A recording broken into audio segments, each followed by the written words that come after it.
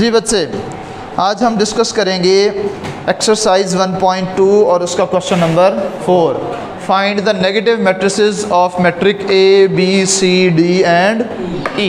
ठीक है, व्हेन ए की वैल्यू दी हुई है, बी की वैल्यू भी दी हुई है, सी की, डी की, ई की, ये सब की वैल्यूज़ जो है वो आपको गिवन है। एक्सरसाइज है हमारे पास 1.2 क्वेश्चन नंबर 4, पार्ट नंबर 1 ही लिखवा दें फ़िलहाल। ए विच इज़ इक्वल टू, क्या वैल्यू दी हुई है कि 1 0 -1। -0 हो ही नहीं सकता बेवकूफ़, ज़ीरो के साथ कोई साइन नहीं आता होता। ठीक है, अच्छा अब आपके पास बच्चे ये वैल्यू दी हुई है, सेट दिया हुआ है, आपने क्या मालूम करना है? Find the negative matrix. ठीक है, आपने नेगेटिव मैट्रिक जो है वो मालूम करना है। मनफी कालिब इसका मालूम करें, उर्दू में क्या कहते हैं इसको? मनफी कालिब आपने मालूम करना है। तो आप क्या करोगे बच्चे? -a, जैसे मैंने कल आपको बताया था, आपने दोनों तरफ माइनस के साथ मल्टीप्लाई कर देना है। 1 0 -1। अब ये जो माइनस है, जब ये अंदर मल्टीप्लाई होगा तो ये क्या बन जाएगा? -a which is equal to, अंदर सब के साथ साइन ये मल्टीप्लाई होगा तो साइन चेंज नहीं हो जाएंगे, तो ये जो 1 प्लस का था ये माइनस का 1 हो जाएगा। ज़ीरो के साथ आपने कोई साइन नहीं लिखना, because zero is a neutral integer, इसके साथ कोई साइन नहीं होता, ना पॉजिटिव ना ही नेगेटिव, ये न्यूट्रल इंटीजर होता है। माइनस और ये माइनस क्या हो जाएगा? प्लस का 1 हो जाएगा, और ये प्लस का आप साइन लगाएं या ना लगाएं कोई फ़र्क नहीं पड़ेगा।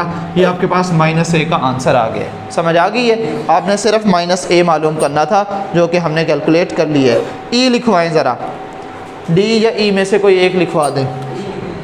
जी, part number E which is equal to, जी 1 -5 2 एंड 3। बच्चे खामोश हो जाए आप लोग। 1 -5 2 एंड 3। ठीक है, अब आपने इसको सॉल्व करना है।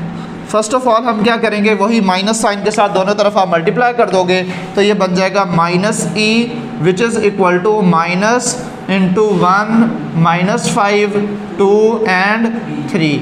अब ये वाला जो माइनस साइन है जब अंदर मल्टीप्लाई होगा तो -e which is equal to -1 minus और माइनस प्लस का हो जाएगा, तो जस्ट 5 लिख देंगे, माइनस का 2 और ये -3, और ये आपके पास जो है वो ब्रैकेट क्लोज, और ये आपके पास -e का जो है वो आंसर आ गया। समझ आ गई ये बात बच्चे? उसके बाद हम स्टार्ट करेंगे क्वेश्चन नंबर 5। क्वेश्चन नंबर 5 क्या कह रहा है? Find the transpose of the following matrices, और ये शॉर्ट क्वेश्चन के लिए इंपॉर्टेंट भी है। ठीक है, this question is important for short questions. ठीक है, शॉर्ट के पॉइंट ऑफ व्यू से ये क्वेश्चन अहम है। ठीक है, क्वेश्चन नंबर है 5। क्या दिया हुआ जी? क्वेश्चन नंबर 5, इसका पार्ट नंबर कोई मुश्किल सा लिखवा दें जो आपको लगे बहुत औखा है। इसमें पार्ट नंबर ई बी, ये कई बार जो है ना वो बोर्ड के पेपर्स में बच्चे आ चुके हैं। ठीक है, चलें ए जो है वो पहले हम सॉल्व कर लेते हैं।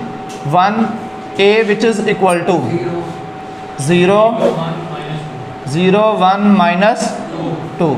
ये आपके पास बच्चों ए की वैल्यू दी हुई है, और आपने क्या मालूम करना है? ट्रांसपोज मालूम करना है। क्या उसने कहा है? Find the transpose of the following matrices. ठीक है, अब याद रखिएगा मैंने कल भी आपको बताया था, ट्रांसपोज ऑफ मैट्रिक के अंदर हम क्या करते हैं? जो रोज़ दी गई होती हैं उनको हम कॉलम्स में चेंज कर देते हैं, और जो कॉलम्स होते हैं वो ऑटोमेटिकली किस में चेंज हो जाते हैं? रोज़ में चेंज हो जाते हैं। समझ आ रही है ना बात? कल मैंने आपको बताया था कि ट्रांसपोज के अंदर हम क्या करेंगे?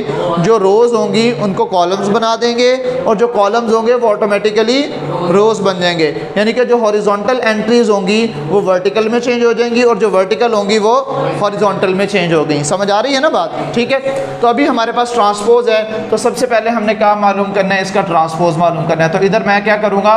जो नेम है मैट्रिक का उसके ऊपर छोटा सा t लिख देना है, और यहाँ पे 0 1 और -2 वैसे का वैसे, और इस मैट्रिक की जो ब्रैकेट है इसके ऊपर भी हमने छोटा सा t लिख देना है फर्स्ट स्टेप के अंदर, तब तक जब तक हम जो है वो इसका ट्रांसपोज ले नहीं लेंगे तब तक हम ये ऐसे लिखते रहेंगे। अच्छा, अब ये तो हमारे पास चूँकि एक ही कॉलम था तो इसको किस में कन्वर्ट कर देना है? हमारा जो कॉलम है वो एक ही है ना, कॉलम 1 किस में कन्वर्ट हो जाएगा? ट्रांसपोज में। रो 1 में कन्वर्ट हो जाएगा। कॉलम 1 क्या बन जाएगा?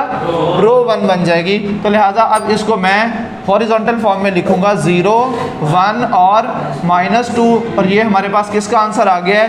ए के ट्रांसपोज का आंसर आ गया, और यही आपका आंसर है। और ये शॉर्ट क्वेश्चन के लिए अहम भी है बच्चे, ठीक है। उसके बाद जो है वो एक पार्ट और कर लेते हैं, सी कर लेते हैं जी। सी की वैल्यू क्या दी हुई है? Part number 3, C which is equal to 1 2 2 -1 3 0, ठीक है। देखो बच्चे, हमने इसका क्या मालूम करना है? ट्रांसपोज मालूम करने हैं। तो फिर दोनों तरफ जो है वो ट्रांसपोज ले लेंगे, साइन लगाएंगे पहले, अगले स्टेप में उसको सॉल्व कर लेंगे। सबसे पहले C transpose, C power T which is equal to 1 2 3 minus, अच्छा 1 2 2 -1 3 एंड 0।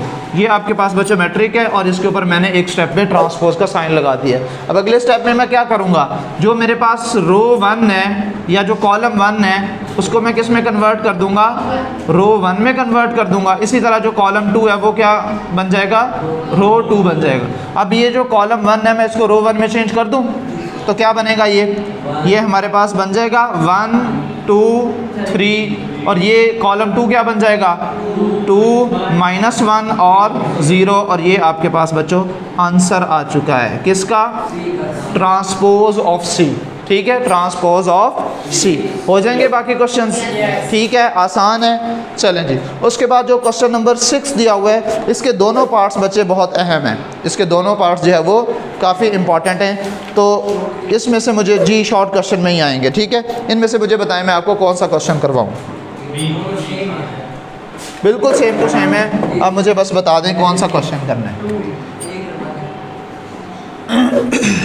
लिखवाओ बच्चे, question number 6 part number 1, A transpose whole transpose is equal to A. मैंने आपको क्या बताया था?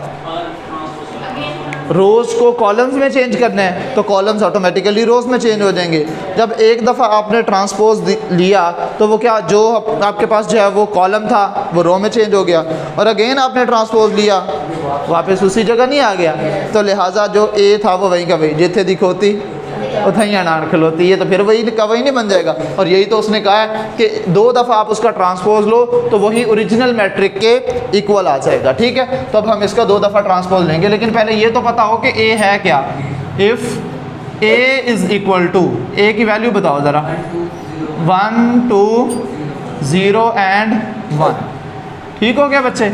अब हम इसका सोल्यूशन, सबसे पहले हमने क्या करना है? ए का ट्रांसपोज मालूम करना है। क्या मालूम करना है? लेट, आप लिखेंगे A power T which is equal to 1 2 0 1, ठीक है बच्चों यहाँ तक। अब हमने इसका क्या लेना है? ट्रांसपोज लेना है। तो ये ए का ट्रांसपोज किसके इक्वल हो जाएगा? रोज़ कॉलम में चेंज हो जाएंगी और कॉलम रो में चेंज हो जाएंगे। ये रो 1 जो है वो कॉलम 1 बन जाएगा। तो ये बन जाएगा 1 और 2, 0 और 1 रो में था, तो अब ये 0 और 1 जो है वो कॉलम में चेंज हो जाएगा। तो ये ए का ट्रांसपोज आ गया। एक्चुअल में हमने क्या मालूम करना था? ए के ट्रांसपोज का ट्रांसपोज मालूम करना था। तो अब इसका मतलब ये है, अब यहाँ पे लिखोगे again, now A transpose whole transpose which is equal to, A के ट्रांसपोज की क्या वैल्यू आई है? 1 0 2 1, और अभी तो हमने इसका अगेन ट्रांसपोज लेना, तो एक दफ़ा टी ऊपर अगेन लिख दूंगा। और अब इसको मैं सॉल्व करूंगा तो देखिएगा ज़रा आंसर क्या आता है। रो 1 जो है वो कॉलम 1 बन जाएगी 1 और 0, रो 2 जो है वो कॉलम 2 बन जाएगी 2 एंड 1, ठीक है। तो ये ए का ट्रांसपोज होल का transpose which is equal to, अभी ये देखिएगा ए का ट्रांसपोज होल का ट्रांसपोज, अगर आप इसको गौर से देखें तो वही गिवन ए जो है उसी के बराबर नहीं है। देखो 1 2 0 1 1 2 0 1, तो मैं इस सारे की जगह इसका नाम भी तो लिख सकता हूँ जो ए है, तो जो कि हमारे पास जो गिवन था वही नहीं बन गया। यही तो मालूम करना था कि ए का ट्रांसपोज होल के ट्रांसपोज के इक्वल होता है, हेंस प्रूफ, ठीक है। तो आपका जो पार्ट बी है वो भी बिल्कुल सेम टू सेम है। आपने सिर्फ 2 दफ़ा ट्रांसपोज लेना है, आपके पास राइट हैंड साइड के इक्वल आंसर आ जाएगा। समझ आई ये बात बच्चे, ठीक है। तो आज के लिए काफ़ी है इतना? चलें जी, आज के लिए बस इतना ही, बाकी जो है फिर इंशाल्लाह हम नेक्स्ट स्टार्ट करेंगे।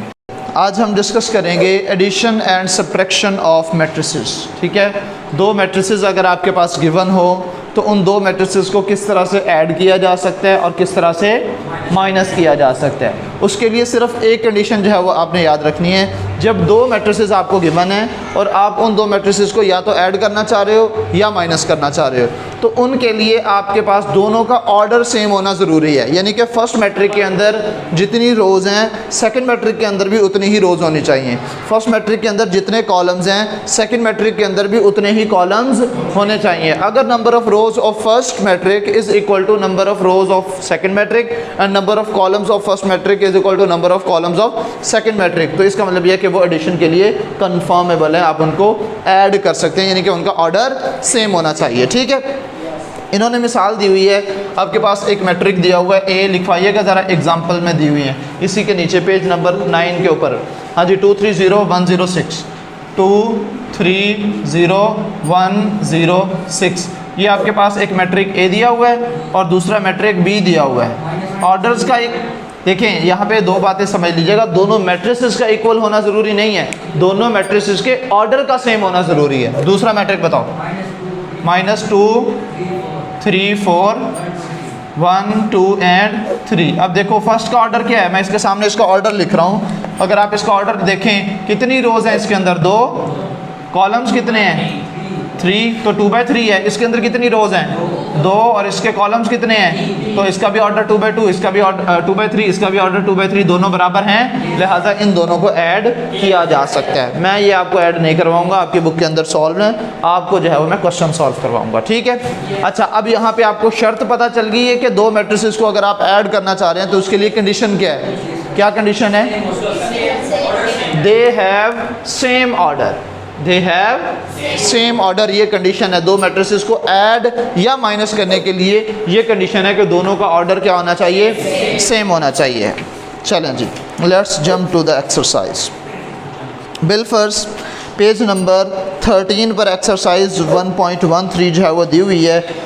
एक्सरसाइज 1.13 का क्वेश्चन नंबर 1 कुछ भी नहीं है, आपने सिर्फ यहीं पे बताना है कि कौन कौन से मैट्रिसेस आपस में एडिशन के लिए कंफर्मेबल हैं। ठीक है, एक्सरसाइज 1.3 क्वेश्चन नंबर 1। ठीक है, अब इसमें जो पार्ट 1 लिखा हुआ है इसका ऑर्डर क्या है, 2/2। ढूंढो कोई और एक ऐसा मैट्रिक इनमें से जिसका ऑर्डर 2/2 हो। कौन सा है, ई। ठीक है, तो ए क्या दिया हुआ है, a which is equal to 2 1 -1 2, और e क्या दिया हुआ है, कहाँ, ये जी, ठीक हो गया।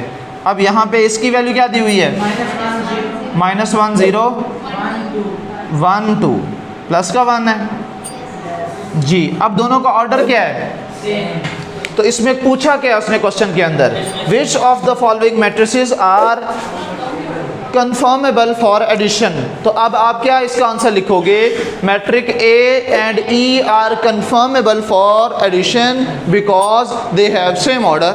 कुछ भी सॉल्व करने की ज़रूरत नहीं है, या आप सिर्फ इतना भी लिख सकते हो, A and E are conformable for addition. ये पूरा जो जुमला लिखा हुआ है ना, आपने उसकी जगह क्या लिख देना है, ए एंड बी और उसके बाद आर कंफर्मेबल फॉर एडिशन। इस सेंटेंस को आपने सिर्फ और सिर्फ लिख देना है।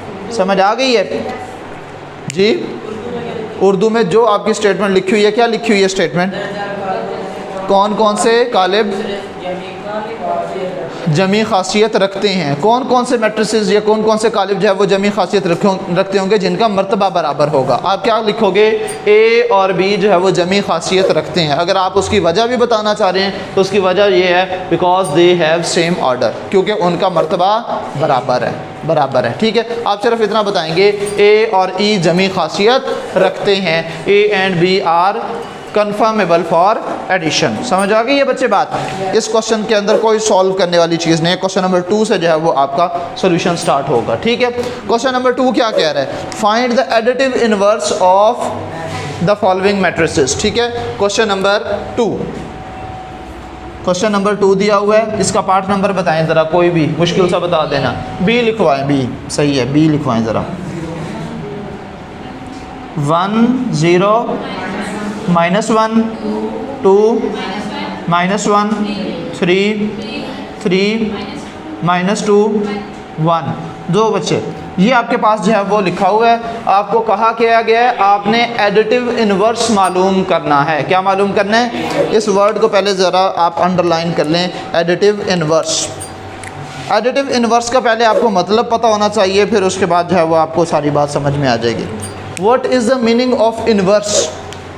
इन्वर्स का मतलब क्या होता है? उलट। ठीक है, इन्वर्स का मीनिंग क्या होता है? इन्वर्स मीन उलट। ठीक है, और एडिटिव